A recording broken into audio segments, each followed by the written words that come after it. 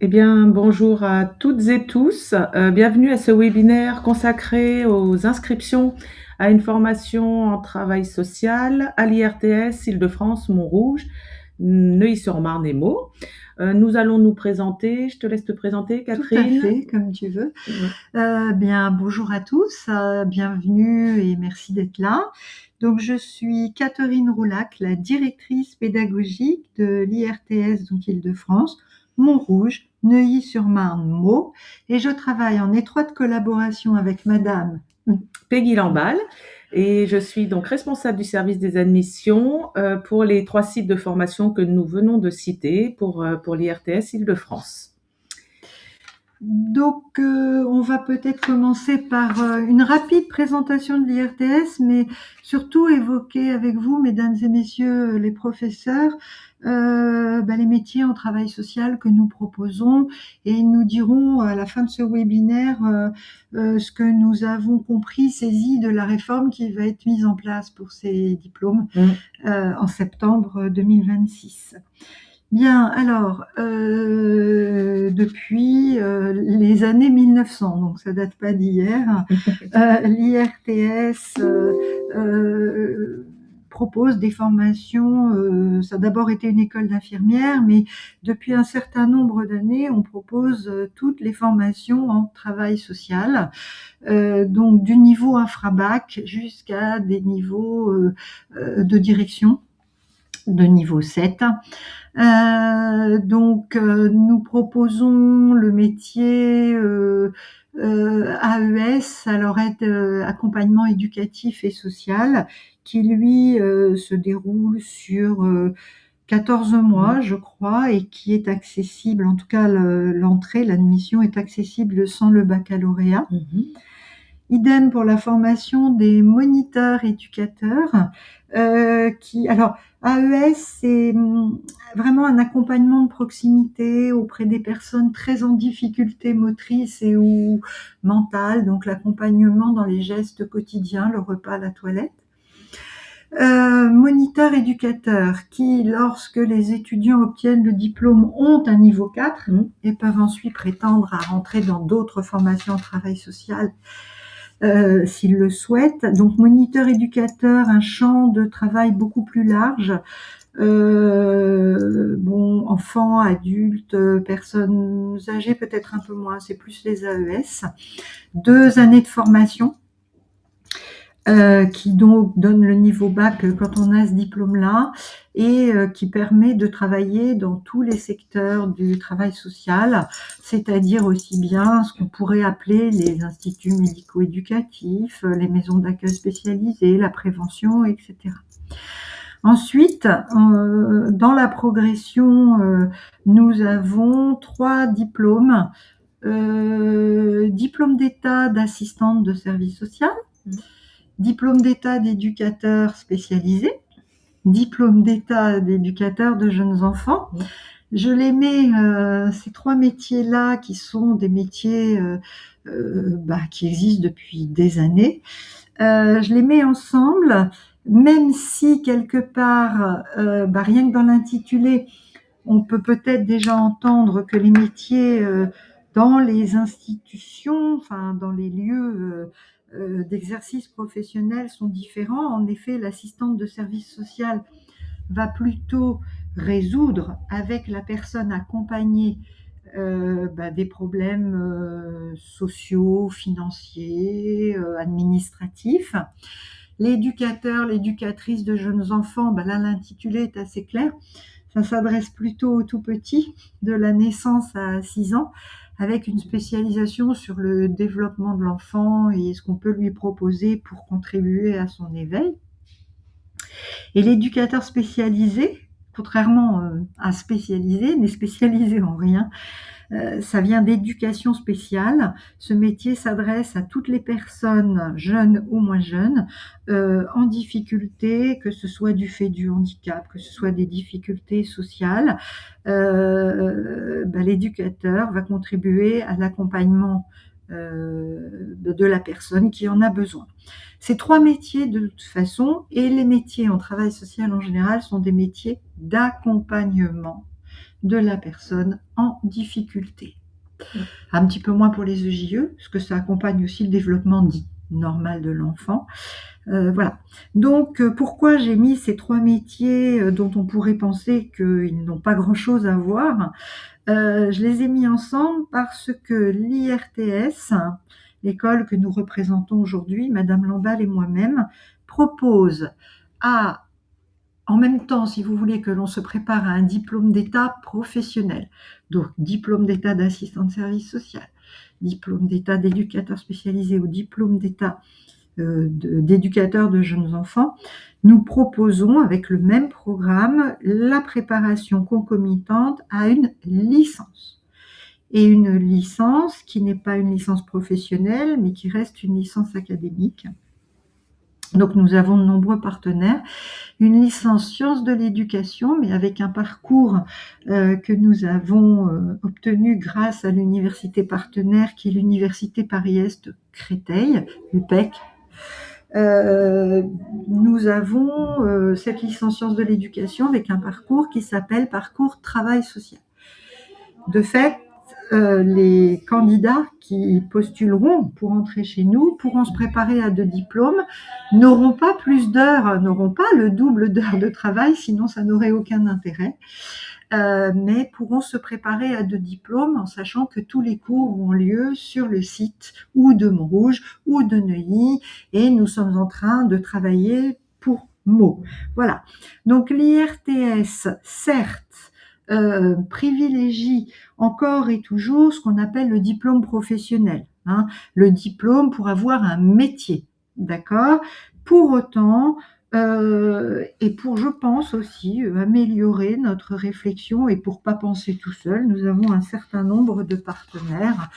Bon, l'UPEC, comme je viens de citer, mais aussi l'université Sorbonne Paris-Nord, Paris-Dauphine, enfin voilà. Nous avons de nombreux partenaires qui nous aident à réfléchir et des formations qui vont, je me répète, pardonnez-moi, de l'infrabac au niveau 7, c'est-à-dire direction.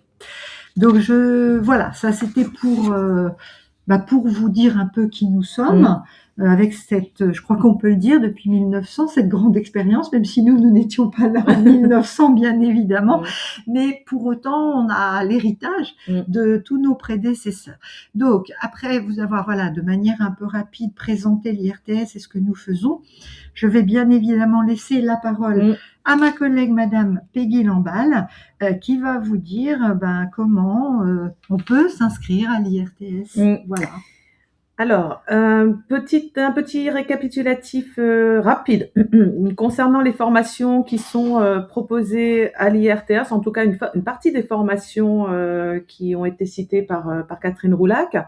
La formation accompagnant éducatif et social, donc ce qu'on appelle la formation d'AES, c'est une formation de niveau 3 avec et qui ne nécessite pas de diplôme pour l'entrée en formation. La formation de moniteur éducateur, donc une fois que ce diplôme a été obtenu, il équivaut en fait au baccalauréat, c'est un diplôme de niveau 4 et ça permet ensuite à un étudiant qui aurait obtenu le diplôme de moniteur éducateur de poursuivre ses études vers des formations de l'enseignement supérieur, le plus souvent pour la formation éducateur spécialisé, c'est un petit peu le parcours logique. Les formations d'assistants de service social, d'éducateurs de jeunes enfants, d'éducateurs spécialisés, comme le disait donc Catherine Roulac tout à l'heure, ce sont des diplômes, une fois qu'ils ont été obtenus, de niveau 6, et on accède à ces formations par un diplôme de niveau 4, dont le baccalauréat obtenu par les lycéens, entre autres. Enfin, la formation conseiller en économie sociale familiale. Alors, cette formation qui est dispensée à l'IRTS correspond à une 3e année de formation et fait suite à l'obtention d'un BTS ESF, économie sociale familiale. obtenus dans d'autres établissements, dont des lycées. Oui, c'est ça. Voilà, donc c'est également un diplôme de niveau 6 lorsque ce diplôme a été obtenu. Donc il est voilà, il correspond au niveau des autres diplômes que nous avons cités précédemment. Un petit mot peut-être sur la réforme des formations de niveau 6. Je vais te relaisser la parole, du coup, Si tu Catherine. veux, Peggy. Voilà. Alors effectivement, les diplômes en travail social, mais enfin dans toutes les branches, je pense que c'est à peu près pareil pour tout le monde. Régulièrement, nous avons à travailler sur des réformes parce que le monde qui nous entoure évolue et les programmes, ce qu'on appelle nous des référentiels de formation, mais les programmes, enfin vous connaissez ça, vous mesdames et messieurs les professeurs, sont appelés à changer. Donc là, en l'occurrence, en septembre 2026, nous allons faire une rentrée avec, comment dirais-je, une organisation différente. Même si depuis 2018, c'était la date de la précédente réforme, nous parlons en termes de compétences à acquérir. Nous étions en domaine de compétences, là on va passer en bloc de compétences. Il n'y en aura plus, si je puis dire, que 4.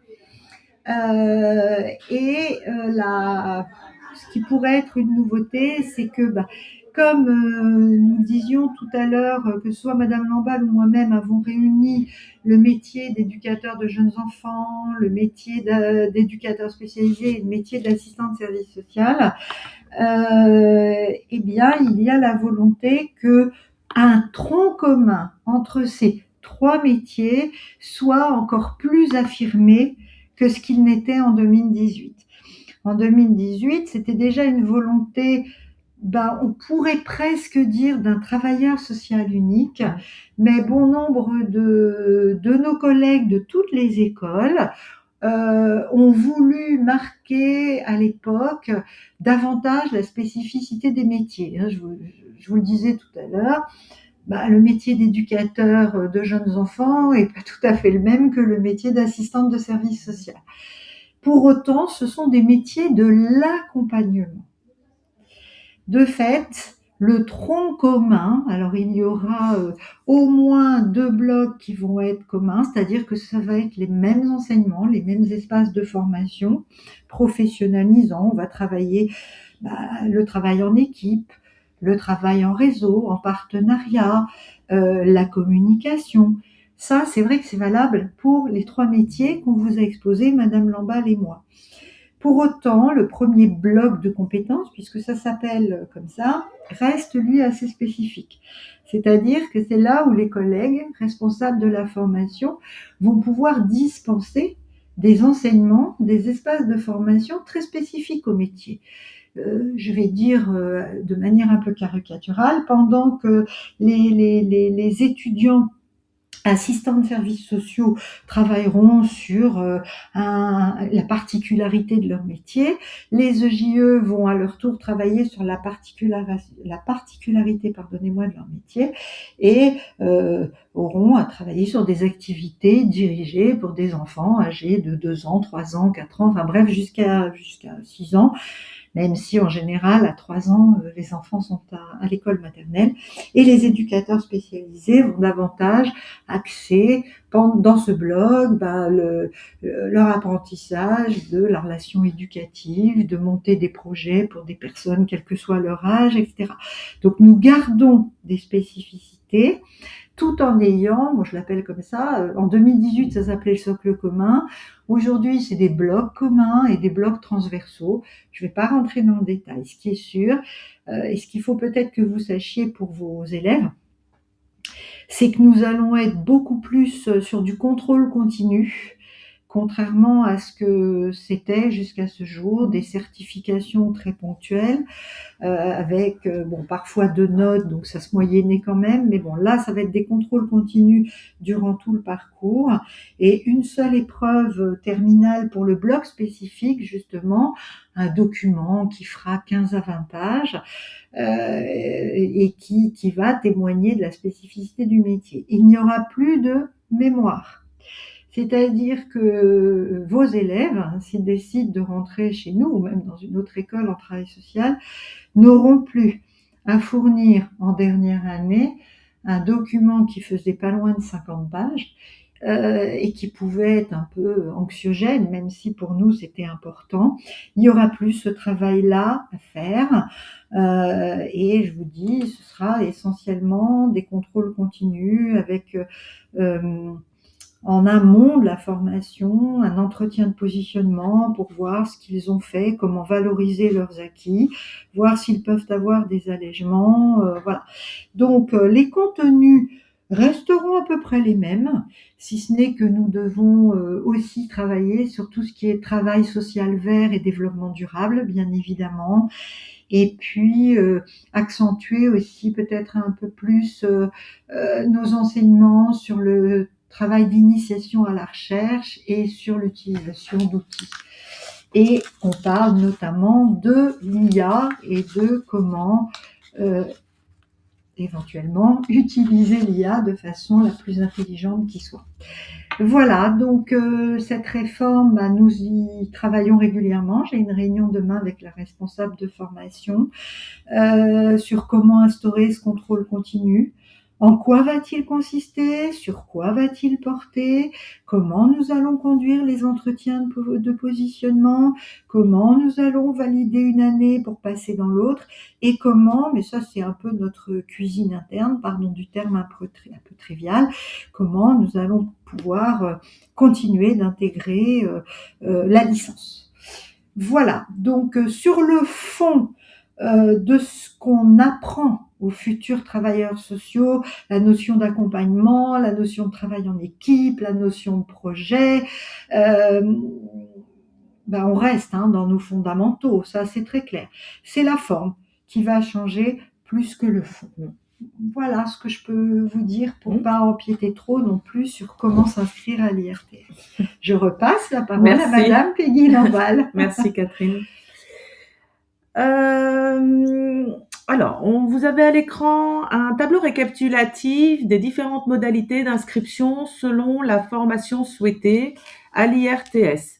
Les informations qu'on vous livre aujourd'hui ne concernent que nos établissements, donc Montrouge, Neuilly-sur-Marne et Meaux, étant donné que chaque établissement en travail social organise ses propres modalités d'admission, tout simplement.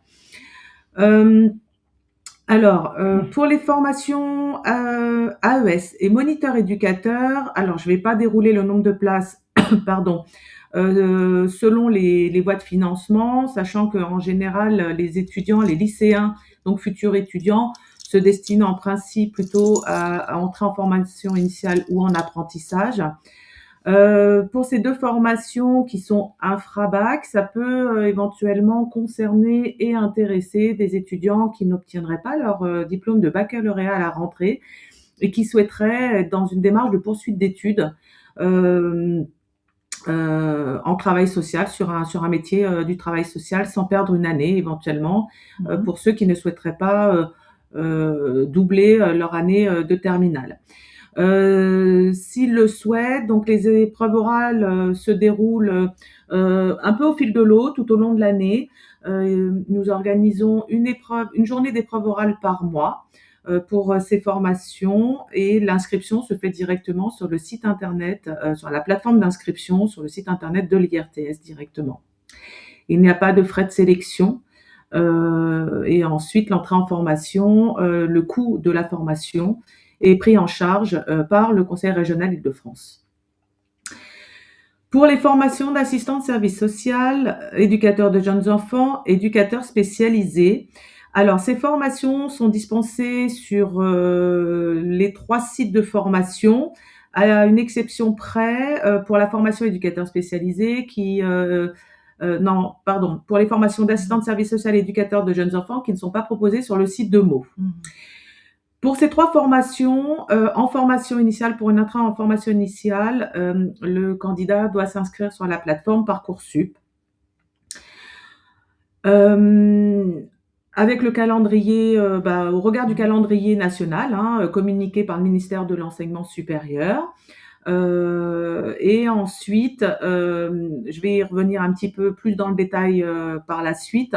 Mais si le candidat a une proposition d'admission à l'issue de son épreuve d'admission, il a ensuite donc une inscription à effectuer auprès de l'IRTS avec des frais d'inscription universitaires, des frais d'inscription à l'IRTS et la contribution de vie étudiant et de campus.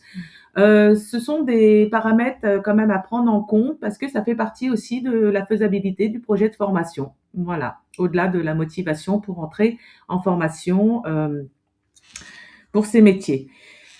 Et la dernière formation, la formation de conseiller en économie sociale familiale, cette formation, puisqu'elle est post-bac, elle n'est pas éligible à la plateforme Parcoursup. Alors quand je dis post-bac, c'est même 2 ans après donc l'obtention du baccalauréat, puisque comme nous le disions tout à l'heure, cette formation se destine à des étudiants qui sont titulaires du BTS ESF entre autres. Ce n'est donc pas voilà, une formation éligible à la plateforme Parcoursup et les candidats doivent directement s'inscrire sur le site internet de l'IRTS. Je répondrai s'il y a des questions peut-être à la fin de la présentation. Je vais faire un petit zoom, un petit focus sur Parcoursup. En reprenant peut-être les dates clés, la plateforme Parcoursup est ouverte en consultation à tout public depuis le 17 décembre. Les étudiants, les lycéens, futurs étudiants ont la possibilité donc de chercher, de regarder un petit peu les différentes formations qui sont proposées à travers la plateforme. Ensuite, du 19 janvier au 12 mars, les lycéens vont devoir formuler leurs vœux sur Parcoursup. Et ensuite, entre le 12 mars et le 1er avril, ils devront finaliser les vœux qu'ils auront préalablement renseignés sur la plateforme Parcoursup. La date du 12 mars est très importante puisque au-delà de cette date, les lycéens n'auront plus la possibilité de rajouter des vœux si jamais ils loupent cette date. La plateforme Parcoursup ferme le 1er avril au soir. Les établissements ont les fichiers d'inscription à disposition dans les 4 à 5 jours qui suivent la fermeture Parcoursup de la plateforme. Et pour les candidats les étudiants qui se seraient inscrits pour nos établissements, ils seront préconvoqués. Quand on dit préconvoqués, c'est qu'ils auront l'obligation de venir passer une épreuve orale d'admission sur site, donc en présentiel. On privilégie le présentiel pour ces entretiens. Durant la période du mois d'avril, donc ça va se dérouler du 13 avril au 4 mai inclus, sachant qu'il n'y aura pas des épreuves orales tous les jours durant cette amplitude de date. Cet entretien se déroule avec un jury professionnel. Il dure 20 minutes et donc c'est un entretien de motivation que vient passer les lycéens. Ensuite, pour finir sur le calendrier Parcoursup, une fois que les étudiants, les lycéens sont venus passer leur épreuve orale, en parallèle, tous les dossiers Parcoursup remplis, complétés, validés par les lycéens sont lus par les équipes pédagogiques de l'IRTS. Cet examen de dossier vient compléter l'entretien qui est effectué à l'IRTS. Et ensuite, à l'issue de cette campagne d'épreuve orale, un classement est établi par l'école. Donc, ce n'est pas Parcoursup qui établit seul un classement. C'est bien l'école au regard des notes obtenues au moment de l'entretien et au regard du dossier du candidat. Un classement est établi et envoyé à la plateforme Parcoursup. Et ensuite, le mardi 2 juin, les lycéens vont recevoir les propositions d'admission auxquelles ils devront répondre, donc de façon positive ou négative en fonction des différents vœux qu'ils auront formulés sur la plateforme Parcoursup. Les attendus d'une candidature sur Parcoursup. Alors, il y a bien évidemment des critères qui sont communs à d'autres formations. Il y a à la fois un caractère qualitatif de la candidature qui est observé sur l'ensemble du dossier, et on parle donc effectivement là sur la petite diapo que vous avez de sa personnalisation et de son caractère authentique. Voilà, c'est important en fait que les lycéens prennent le soin de remplir eux-mêmes leur candidature, qu'ils évitent au maximum de solliciter l'intelligence artificielle. Parfois, elle est mal utilisée, cette IA, et ça les dessert. On reçoit, alors pour vous dire, pour nos 3 établissements, pour ces 3 formations, environ 4000 candidatures pour l'ensemble des formations, que ce soit en formation initiale ou en apprentissage. Et les jurys sont assez vite, sont aguerris et repèrent assez vite quand c'est l'intelligence artificielle, quand l'intelligence artificielle est trop présente dans les dossiers. On préfère avoir des candidatures un petit peu moins ficelées, un petit peu, peut-être un peu maladroites. Enfin, en tout cas, ce qu'on recherche dans les candidatures, c'est vraiment le caractère authentique, et on a besoin de savoir qui candidate sur ces formations. Comme le disait Catherine Roulac tout à l'heure, ce sont des métiers des personnes qui vont exercer des métiers auprès de personnes fragilisées, et il est important que il y ait ce caractère authentique dans ces candidatures. Ensuite, quatre éléments principaux, le savoir-être, le sens de l'écoute, l'expression orale, l'attitude du candidat, qui vont être observés lors de l'entretien. Les jurys regardent également les appréciations qui sont portées sur les bulletins scolaires de première et de terminale auxquels nous avons accès par les professeurs. Il est clair qu'un comportement inadapté en classe, au lycée, des absences répétées, non justifiées, peuvent questionner ensuite sur la poursuite vers ces métiers-là. La motivation à entrer en formation, on ne vient pas sur ces métiers par hasard, voilà. On apprécie effectivement une expérience plus que le candidat pourrait avoir, sous forme de bénévolat, sous forme de différents types d'engagements que ces futurs travailleurs sociaux pourraient déjà avoir. Donc ça fait partie de la motivation. S'il s'est renseigné sur le déroulé de la formation, sur la nature des publics qu'il aura accompagnés, sur les différentes institutions dans lesquelles il aura travaillé également. Voilà, c'est toute cette partie d'information, de collecte d'informations. Ça fait partie aussi de leur projet de formation. Il faut bien qu'ils se renseignent. Et puis, voilà.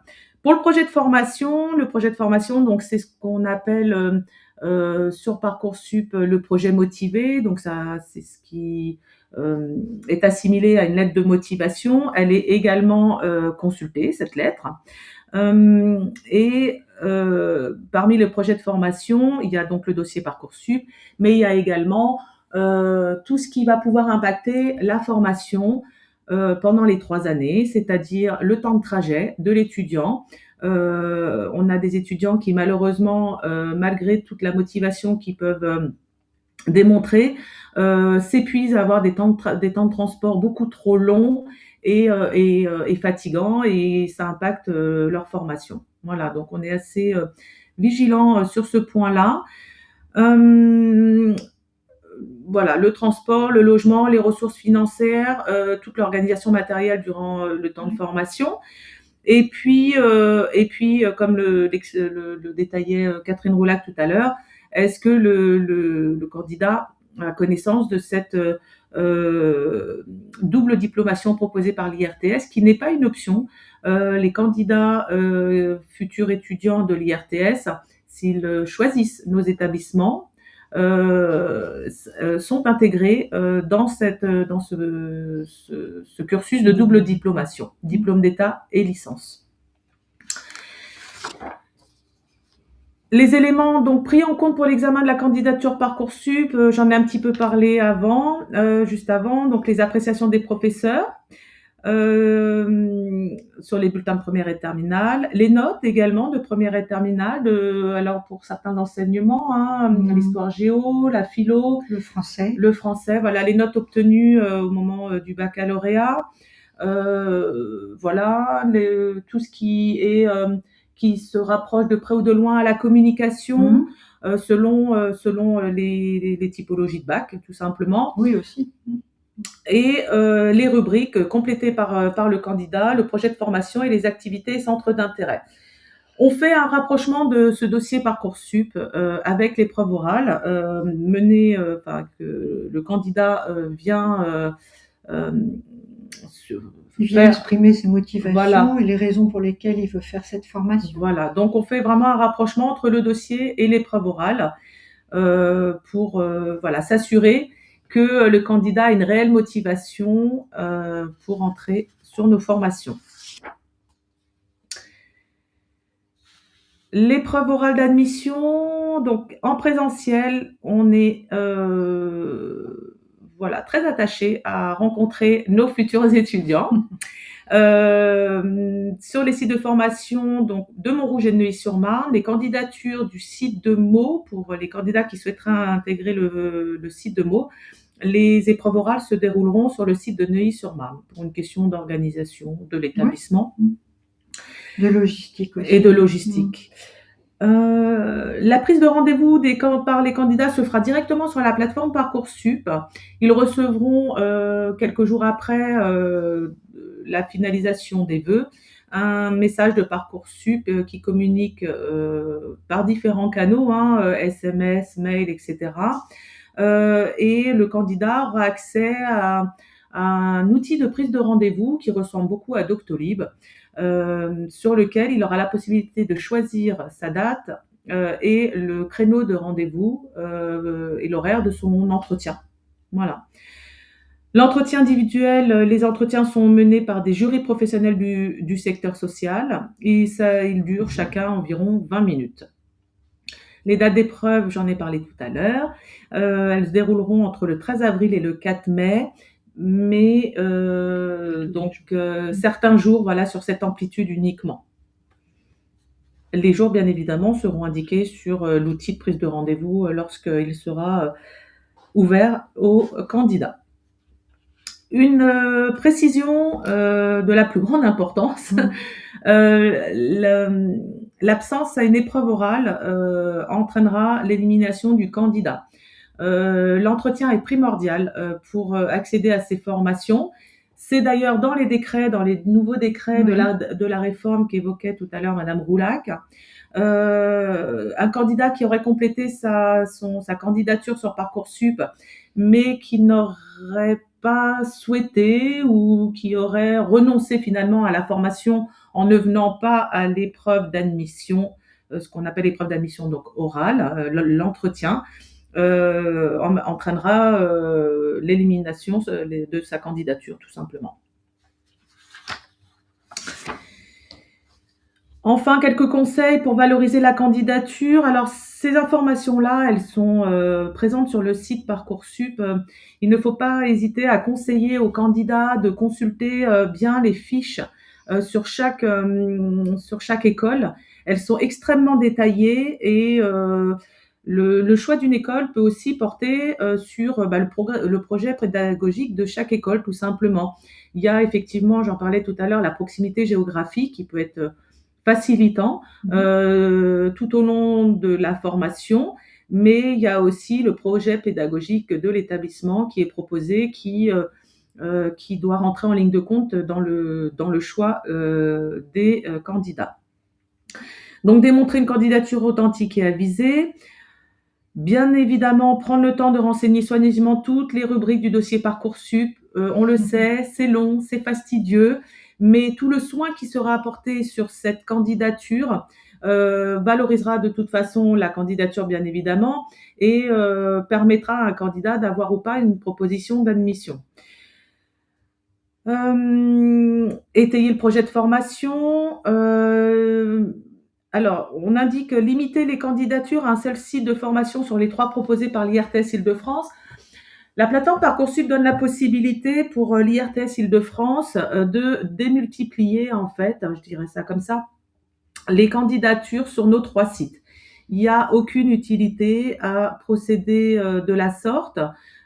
Pour une formation d'éducateur spécialisé, selon que le candidat, alors là, ça va peut-être justement se jouer sur la proximité géographique, mais il n'est pas nécessaire de candidater à la fois pour le site de Montrouge, pour le site de Neuilly-sur-Marne et pour le site de Meaux. Tout simplement parce que sa candidature sera de toute façon évaluée qu'une seule fois et pour un site donné. Nous, ça démultiplie le nombre d'inscriptions que nous recevons. Je vous cache pas que c'est assez chronophage aussi pour l'école. Et pour le candidat, il peut y avoir un côté illusoire, en fait, de lui conseiller de candidater sur tous les sites d'une même école, et le laisser penser que ça va multiplier ses chances d'entrer en formation. Voilà. Son entrée en formation, elle va s'appuyer, comme on le disait tout à l'heure, à la fois sur le soin qu'il aura apporté dans la complétude de son dossier, lors de la complétude de son dossier, et la préparation qu'il aura menée avant de venir passer son épreuve orale. Voilà.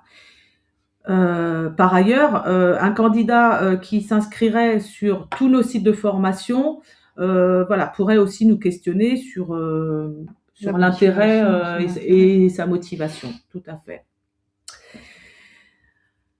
Ne pas hésiter donc, conseiller aux étudiants, aux lycéens de faire des recherches, d'aller à l'encontre de professionnels. Les lycéens sont extrêmement à l'aise avec les réseaux sociaux.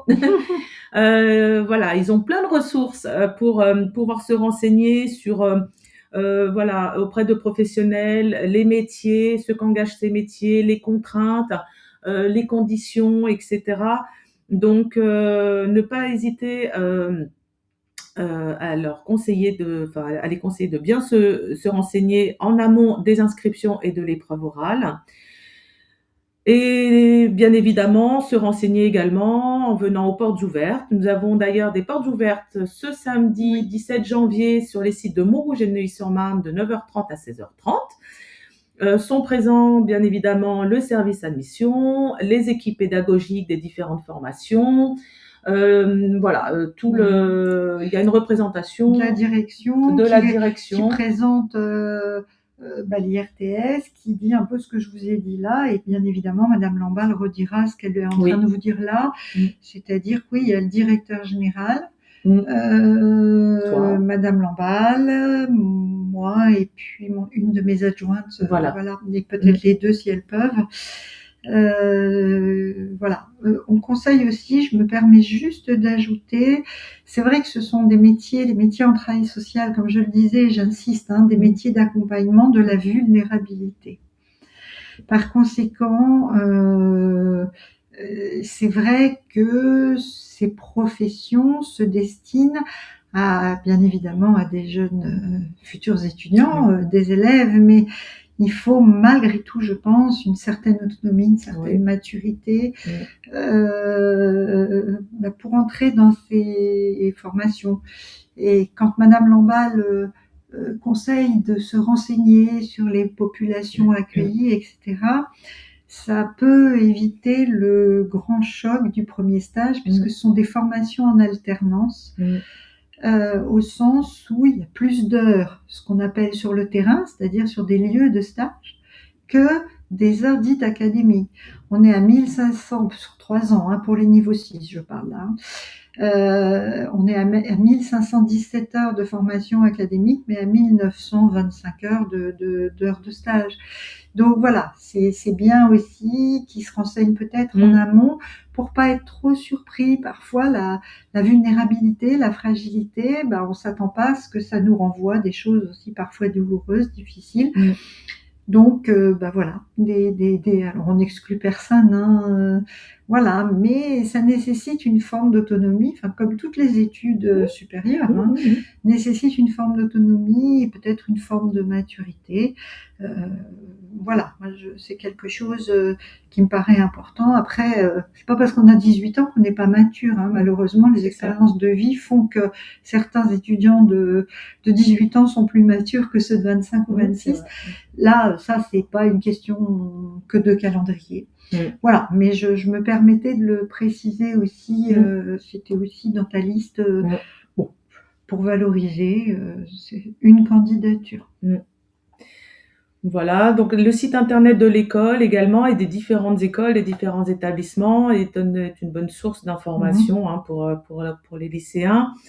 Je parlais donc des JPO, des journées portes ouvertes. Il y a également les salons d'étudiants qui sont organisés actuellement tout au long du mois de janvier, février. L'IRTS, il y a un stand le plus souvent. Les journées d'immersion qui sont organisées par le service communication de l'IRTS sur inscription. Ce sont des journées durant lesquelles des lycéens peuvent s'inscrire. Ils rencontrent le service admission, la direction, et puis les collègues donc responsables de formation, des différentes formations qui viennent parler du déroulé de la formation et des différents métiers. Et l'après-midi, ils ont la possibilité d'assister à un cours.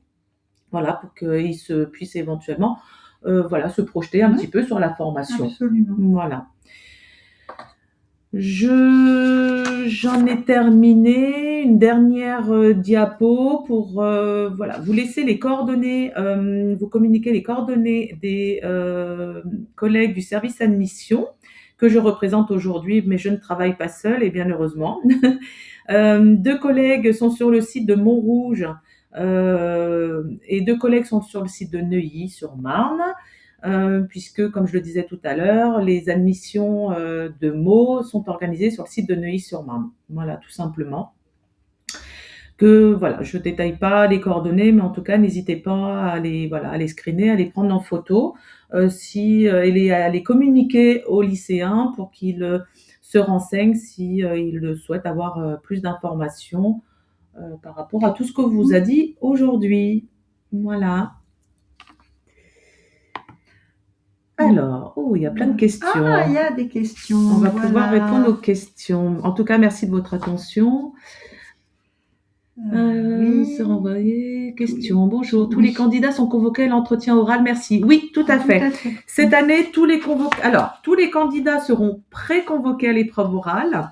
Mais il faudra quand même qu'ils prennent leur rendez-vous. L'épreuve orale, l'envoi d'une convocation n'est pas automatique. La démarche de prise de rendez-vous appartient aux lycéens. Et une fois qu'ils ont pris leur rendez-vous sur l'outil de prise de rendez-vous sur la plateforme Parcoursup, ils reçoivent une convocation et nous les attendons, nous les accueillons le jour de l'épreuve orale. Tout à fait. Merci pour les informations. Pour les informations après le bac, privilégiez-vous certains bacs? Alors, je voulais en parler tout à l'heure. C'est très bien que la question revienne maintenant.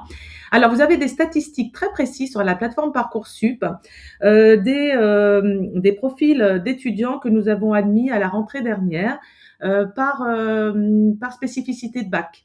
Donc, vous avez toutes les statistiques sur Parcoursup. En général, alors selon les sites, c'est un petit peu variable, mais nous avons à peu près, nous avons un tout petit peu plus de bacs généraux peut-être sur le site de Montrouge, mais globalement, nous avons un tiers de bacs généraux, un tiers de bacs techno et un tiers de bacs professionnels. Voilà. La sélection ne se fait pas par le bac, en tout cas par la nature du baccalauréat qui est préparé par les étudiants. Nous avons des très bonnes candidatures en bac pro, des très bonnes en bac généraux et inversement. Donc vraiment, encore une fois, j'insiste, mais c'est vraiment la qualité de la candidature qui va être déterminante. Voilà, tout ce que aura pu renseigner l'étudiant, le lycéen, lors de la formulation des vœux et lors de l'entretien, bien évidemment. Alors, combien on reçoit de candidatures sur Parcoursup? On en reçoit alors, beaucoup. on en reçoit beaucoup. Alors, ça dépend parce que sur Parcoursup, donc nous avons des candidats à la formation initiale et à l'apprentissage. Je peux pas vous détailler exactement le nombre de candidatures par site parce que là, je n'ai pas les chiffres là sous la main. Ce que je peux vous dire, c'est que nous recevons pour les formations d'assistants de service social, éducateurs de jeunes enfants, éducateurs de jeunes, éducateurs spécialisés, pardon, pour les 3 sites de formation, environ 4000 candidatures par an. Voilà. Sachant que, comme je le disais tout à l'heure, un certain nombre de candidats démultiplient en fait les inscriptions, donc ça fausse un petit peu aussi les statistiques. En termes de nombre de candidats, si on ramène donc le nombre de candidatures à un nombre de candidats, nous sommes sur à peu près 2400 candidats qui formulent au moins une candidature auprès de nos établissements. Voilà. Alors, notre collègue en coulisses vous donne des précisions sur notre journée porte ouverte et précise aussi, je ne sais pas si vous avez pu le voir, la présentation qui vous sera envoyée, c'est-à-dire que le PowerPoint qu'a réalisé Madame Lamballe et donc Madame Nirin, notre responsable de la communication, sera envoyé aux participants. Voilà. Je le dis, mais on peut encore répondre à quelques questions si vous le souhaitez. Oui, s'il y a des précisions, besoin de précisions. Sont indiqués également sur le site internet de l'IRTS et sur Parcoursup d'ailleurs, le nombre de places proposées à l'entrée en formation. Voilà, ça peut être aussi une information importante et qui peut aussi faire partie d'un choix d'établissement. Nous avons des promos, alors plus ou moins conséquentes selon les formations, plutôt des promos de 80 à 90 étudiants pour les formations éducateurs spécialisés, des plus petites promos pour les formations d'assistants de service social, éducateurs de jeunes enfants, quoi, on a quand même 25 à 30, mais 50 à Neuilly quand même, pour JE. Voilà, donc la taille des promotions aussi peut faire partie des choix d'école par les lycéens. Certains recherchent plutôt des groupes d'étudiants plutôt restreints, limités par exemple à 30 ou 35 ou 40, comme une classe en fait de terminale. Oui, ce qu'on appelle des TD, là on a le même vocabulaire voilà, que l'université. C'est ça. Et d'autres, plutôt recherchent peut-être des formats plus grands, sachant que certains de nos cours, des cours qui sont dispensés, sont dispensés soit sous forme de cours magistraux, soit sous forme de TD, comme tu le disais, en plus petits groupes, ou et ça c'est quand même une force, j'allais dire, de l'IRTS, mais c'est un petit peu ça. Les étudiants qui sont suivis de façon plus individualisée. Absolument.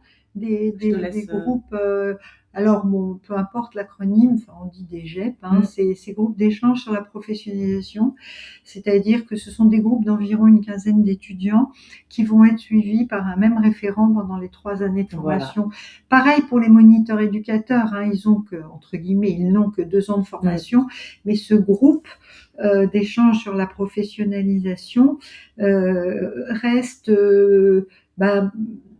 pas le propre de l'IRTS, parce que je pense que pas mal d'écoles le font, mais nos étudiants ne sont pas des numéros comme on pourrait le penser de certaines universités, mais appartiennent à un groupe, comme je vous disais, d'une quinzaine de personnes, avec un formateur bien identifié, qui est le premier interlocuteur de l'étudiant en cas de souci rencontré, que ces derniers soient personnels ou liés à la formation. C'est ça. Donc, il y a cette possibilité, c'est même pas une possibilité, intégrée, c'est la réalité, c'est ça, d'avoir un référent et de pas se retrouver perdu dans la masse. Non, il est privé, notre établissement, mais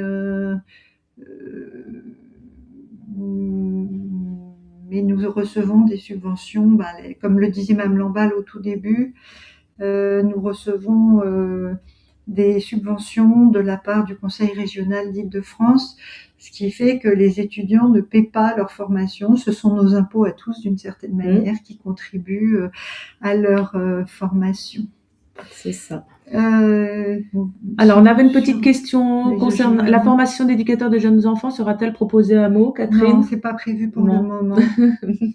C'est pas prévu pour le moment. Pour l'instant, c'est éducateur spécialisé, c'est des études de territoire.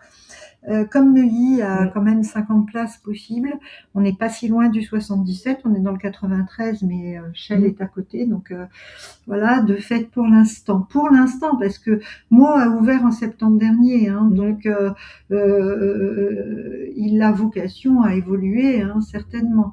Mais à ce jour, non. Non, c'est les éducateurs spécialisés en apprentissage et en formation initiale. Ce qu'on appelle formation initiale, c'est faire sa formation après le bac, et c'est pas l'employeur qui la finance, c'est la région. Voilà. C'est ça. Nous avons une question concernant les frais d'inscription. Alors, peut-être faire une petite distinction entre les frais de sélection et les frais d'inscription. Les frais de sélection depuis 2 ans sont gratuits pour s'inscrire sur Parcoursup à la sélection de ces formations. Concernant les frais d'inscription à la rentrée, ils sont d'un montant de 600 € chaque année. Pour ces formations, donc les formations d'assistant de service social, éducateur de jeunes enfants, éducateur spécialisé et conseiller en économie sociale familiale. À ces 600 € s'ajoutent des frais d'inscription universitaires. Ils sont de l'ordre de 175 €. Hein. Voilà. C'était cette année. Est-ce que ça va prendre 1 ou 2 € en septembre? Je ne le sais pas encore. J'étais à l'université hier, mais on n'en a pas parlé. Ouais. Mais il faut tabler sur 175 €. Voilà, pour l'inscription universitaire, puisqu'il y a la double diplomation. Et la contribution de vie étudiant et de campus, c'est pas une somme qui est recouvrée par l'IRTS, puisque l'étudiant la paye directement sur le site dédié de la CEVEC. C'est un site de l'État français, tout simplement.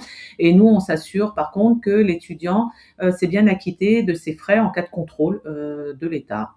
Voilà, puisque c'est une cotisation obligatoire pour à peu près, on va dire, tous les étudiants d'enseignement supérieur. Absolument, voilà, en tout cas, toutes les formations, hein, c'est pas que nous.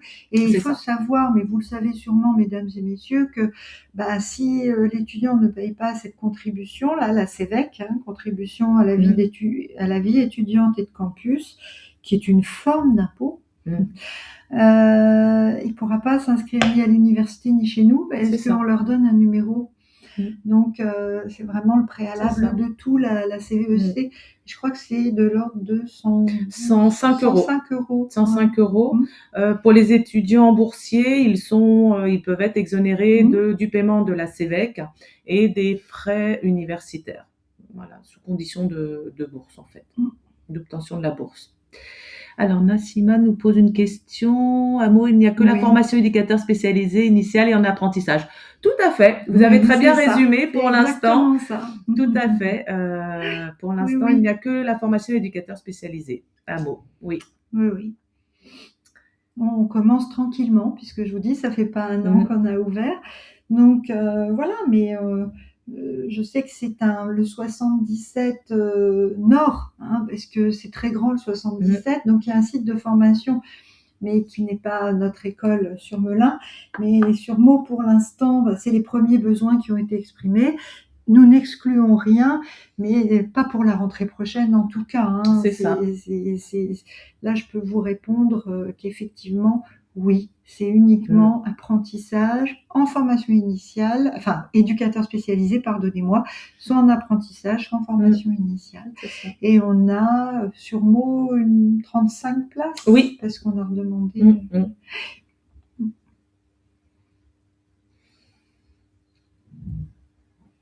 D'autres questions?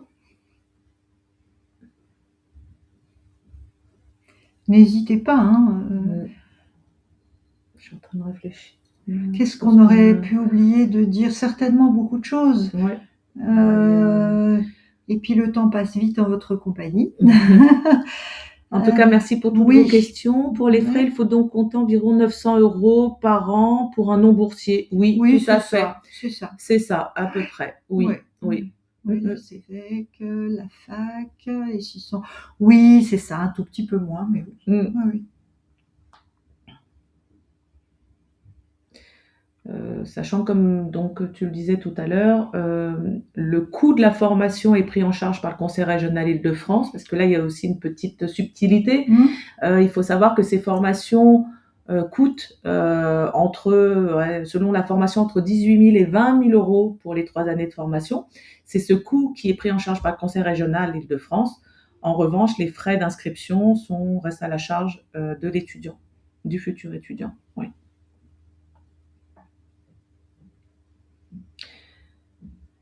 Voilà, un étudiant qui se serait inscrit sur une de nos formations, qui aurait réglé les frais d'inscription et qui n'aurait éventuellement pas obtenu son baccalauréat sont bien sûr remboursés de ces frais. Voilà. C'est une des conditions, sinon la seule, pour pouvoir être remboursé. Oui, c'est la seule. En cas de... Alors, tout ça, c'est précisé aussi dans le règlement d'admission. Oui, sur le site internet, il y a des règlements d'admission qui sont consultables en ligne, qui viennent compléter les informations, comme je le disais tout à l'heure, de la fiche Parcoursup, la fiche établissement, qui est très très complète, qui est alimentée chaque année par le ministère de l'Enseignement supérieur, qui s'attache à avoir un maximum de transparence vis-à-vis des candidats qui s'inscrivent sur la plateforme. Vous pourrez aussi consulter, les étudiants, en l'occurrence les lycéens, ont la possibilité de consulter les critères et le poids donné à chaque critère dans l'évaluation de leur candidature. Tout à fait. Donc ça peut être aussi intéressant. C'est une mine d'informations. Et c'est important aussi qu'ils puissent nous montrer lors de l'oral qu'ils ont été consultés, tout ça, qu'ils se sont un peu renseignés. On leur demande pas de tout savoir. Ils viennent pour la plupart du lycée, d'autres en reconversion bien sûr, mais de montrer qu'ils se sont intéressés, qu'ils ont été voir en quoi consistaient les formations. Les référentiels de formation sont accessibles sur Internet. On leur demande absolument pas d'apprendre tout ça par cœur, mais on attend d'eux qu'ils montrent un intérêt pour ces formations.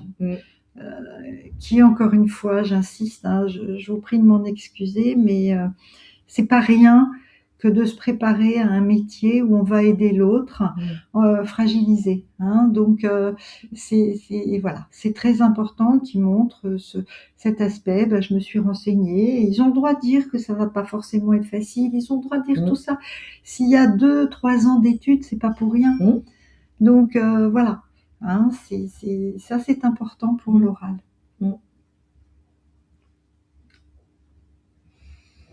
Ces petits conseils que vous pouvez, c'est par votre intermédiaire, que vous pouvez leur donner pour leur candidature. Et encore une fois, qu'ils n'hésitent pas à prendre contact avec nous, ou même vous-même, si vous avez des questions par la suite, prenez contact avec les collègues du service admission qui pourront compléter éventuellement la présentation qui a été faite aujourd'hui.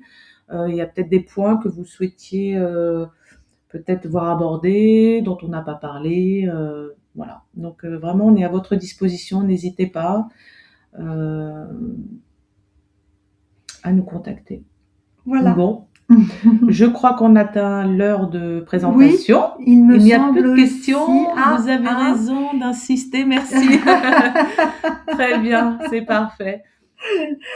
Écoutez, bon appétit. Si toutefois vous n'avez pas déjeuné avant ce petit temps de rencontre commune. Quoi qu'il en soit, merci à vous. Vraiment. Merci pour votre écoute. Oui, et puis pour vos questions. Et puis peut-être à bientôt et au plaisir peut-être aussi. Voilà. Très bonne journée à vous. Très bonne journée à vous, Au revoir. mesdames et messieurs. Au revoir. Au revoir.